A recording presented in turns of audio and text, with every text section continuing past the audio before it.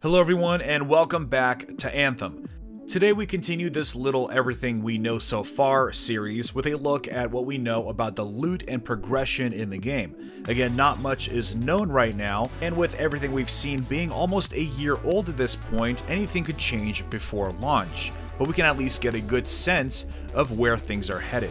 It also looks like it's set to satiate our appetites for endgame grind and randomized loot. On top of that, we also have an update to the development of the game, including a potential delay of the game into 2019. Let's get into it.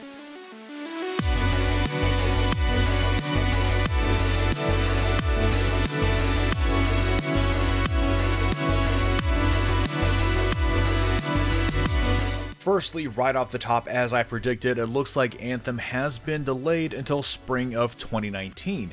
We know now that the whole BioWare team has shifted over to Anthem.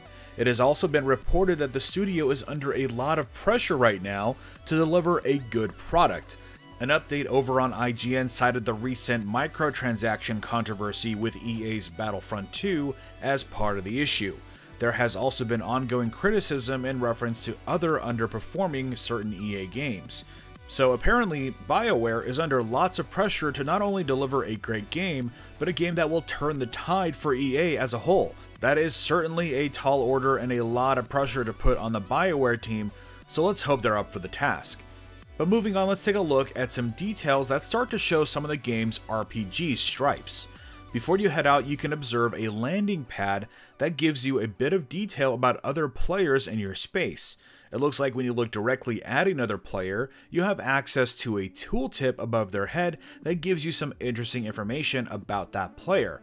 First up, you can observe the avatar in the center. On the left is the player's level.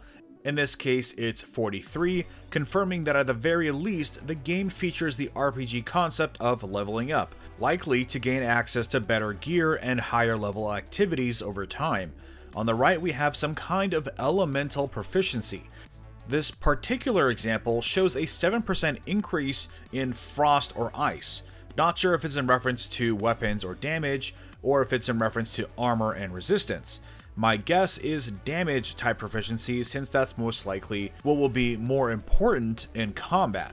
Later, we see our ally Paul join at level 32 with a 5% increase in what looks like fire proficiency. It's definitely interesting that this elemental information is so front and center, and may imply elemental proficiencies has a major component in combat. But of course, we'll just have to wait and see. I'm also willing to bet that there will be a skill progression system of some kind. The game's technical director, Brennan Holmes, has hinted at being able to upgrade your flying capabilities over time, so at the very least you can expect your mobility options to progress as you level up. Now onto loot. In the gameplay demo, we see the character pick up what looks like a randomized loot container. Upon grabbing it, you see very clear indications of a random number generator in the works, and then it finally drops a level 35 Volt rifle called Jera's Wrath. It is also of legendary quality, and if the yellow color is any indication, it looks like it's following a similar loot quality system as World of Warcraft and Overwatch. Common is gray, uncommon is green, rare is blue, epic as purple, and legendary as yellow or gold. Also, the weapon looks pretty awesome. It looks like an automatic weapon of some kind featuring a magazine of 60. And if the rate of fire is in fact in rounds per minute, this thing will be quite the bullet hose. It will also be interesting to see how deep the weapon system is. Hopefully they will feature some kind of progression system, or at least some perks and mods, and give you a reason to continue that endgame grind. Also on the topic of loot, we see our freelancer walk past a chest, hinting at randomized chest spawns of some kind. The chest is opened by the teammate, but the loot is automatically acquired by everyone. We can see the collection of 25 Brinium shards, no doubt used in some kind of upgrade or crafting system. Anyways, we'll talk more about weapons as information becomes available, which by the sound of things may be very soon indeed. The conversation about Anthem is starting to ramp up all over the internet, and that is very exciting.